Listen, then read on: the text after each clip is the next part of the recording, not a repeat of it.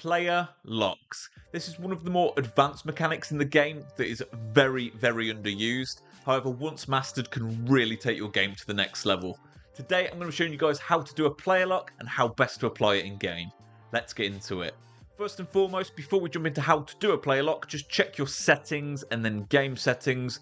Then scroll all the way down to where it says player lock, which is around here somewhere. Just make sure you've got that on and not off. Then also on your right stick switching, have that to classic, and then the right stick switching preference to player relative. If you want to see my full controller settings breakdown, I've got that linked in the description below for you guys. To do a player lock, the first thing you need to do is click in your left stick and right stick at the same time. This will activate the player lock. You will know you have activated it because you'll see that icon above the head changes from this upside down triangle to this diamond shape.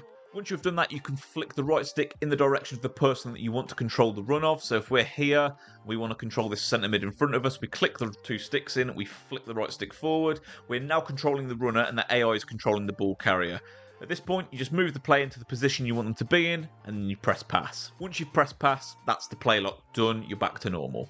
If you decide, actually, I've started the player lock and now I don't want to, what you can do is just click both the sticks in again, and it will change it. That even goes for if you've already changed to the player. You just click the two sticks in, you're controlling the ball carrier again. The introduction of the player lock, being able to control the runner, not the ball carrier, has added a huge skill gap to this game, and it's actually quite surprising how very few people have sort of taken to it, and I think it's because it is just a little bit fiddly on the controller. But the best way to think of a player lock, it's just a way of adjusting a run. Don't be doing the player lock, controlling a guy, and then running like crazy, trying to find that right moment to pass to them. It's all about having someone, in my opinion, that you just want to adjust the position of, like so, like that. Oh, let's get him in that gap. I want him tucked in a little bit. It's just about little adjustments. That's what a player lock is perfect for. You can take a pass that isn't on and adjust them by half a yard, and then the pass is on. Don't think of a player lock as this long process. It's just this quick in and out thing that gets you options that otherwise aren't on.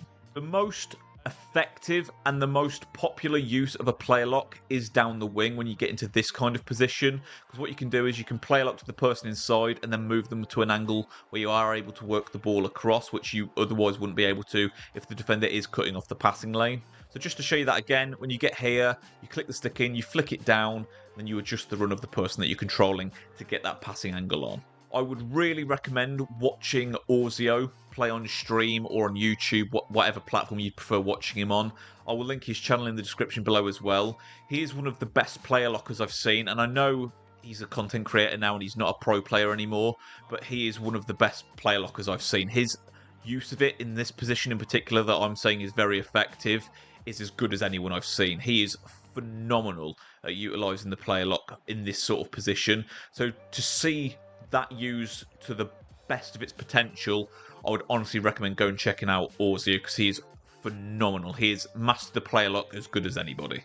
Obviously though, you do not just have to use it down the wing. If you're here and you've got Mbappe, say, oh, he runs offside, you can pull him onside. You haven't got to wait for the AI to sort of track the run back. Sometimes you can sort of force it a little bit more. So if you're here and you really want an option back here to sort of go for a trivela or a finesse shot, you can.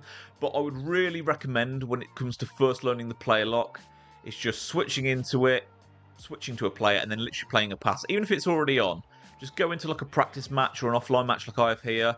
Just player lock, flick into someone, and then play the pass. Just get used to that process of clicking the stick, flicking the right stick, and pressing pass. Because once you get used to that pattern on the controller, doing it where it matters in game here will feel seamless. Because you want it to feel effortless like this, where you could literally do it on every pass if you wanted to. Obviously, you wouldn't do that in game. You're not going to use it on every pass, but the idea is you should feel super comfortable with actually activating the player lock in game. You don't want it to feel awkward in your hands when you're doing it. Not to stress the point too much, but like I say, when you get into this position, this is where you want to master the player lock and get comfortable with it, because once you're comfortable doing a player lock in this scenario, you will score so many more goals, because even the best players that cut passing lanes really well, they can't react quick enough to how fast a player lock adjusts the passing lane in that scenario. So that, if anything, is the one to get down. And trust me when I say, check out Auzio. He is absolutely phenomenal at it. A very short and sweet video from me today, guys. Player locking is one of those things that's actually very simple at its core, but people get it in the head that it's a very involved mechanic.